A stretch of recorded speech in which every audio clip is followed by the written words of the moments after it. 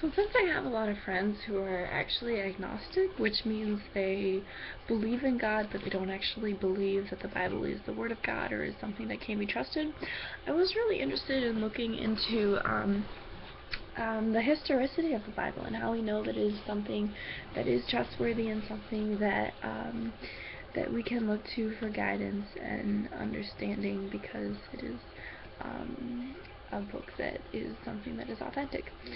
So I was able to research this a little bit, and I found two different ways that we know that the Bible is reliable. And the first one would be the internal reliability and the external reliability. The internal reliability means that the authors of the different books of the Bible actually agree with one another. And this is fascinating because sometimes the authors are actually separated by even 1,000 years.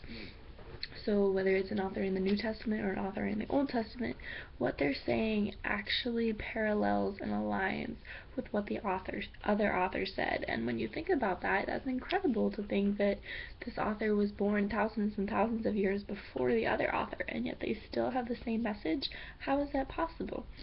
Well, it is possible if it is the Word of God and it is something that has been ordained by Him, and that is a huge proof for why we can trust it as something that has been planned and something that God has orchestrated, so it can be trusted in that way.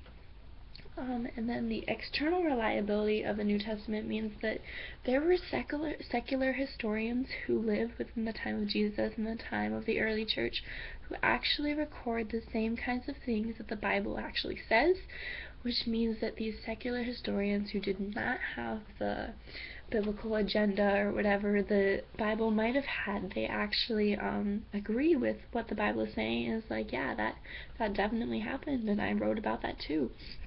And thinking about that, like, I think to how history as a whole right now, modern day historians, agree and believe that Christianity started when it did. Nobody argues that Christianity started in Jerusalem a couple weeks after Jesus died.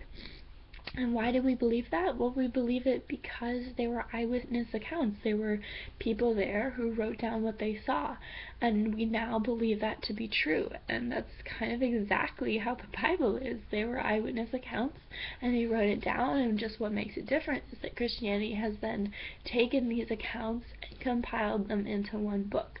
So it's really no different from just the secular accounts of something that might have happened a long time ago.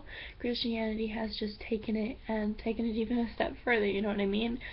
And that's really cool to see because we know that it's not just something that we can brush off as, well, inconsistent or something that doesn't really align with somebody who has a different worldview. No, there were people who did not even believe Christianity who said that yes, Jesus was definitely a thing and there was definitely persecution of the church. So where do you want to go with that? So then, one other thing I just wanted to look at real fast was fake manuscripts. So the early church did deal with people who wrote books of the Bible. They wrote epistles and claimed them to be written by either Peter or Paul or something, and said, hey, this is an actual book, when it was incorrect and not written by somebody who was an apostle or a disciple. And this was definitely recognized by the early church, and so they actually called councils like the Nicene Council, where the early church fathers came together and they discussed these things. They were able to research books of the Bible. They were able to say, is this an authentic book of the Bible that was actually written by somebody who was an eyewitness account or somebody who can be trusted?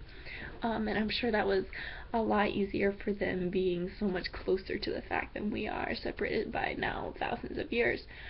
But it's still definitely a word of confidence, a vote of authenticity for the Bible, to see that there were church fathers who did discuss these things, who looked through and researched what the epistles and the gospels and who had written those to find out whether or not they were something that could be trusted. So the Bible is definitely something that we can trust, and something that is supported not just by Christians but also by the historical secular writers as well.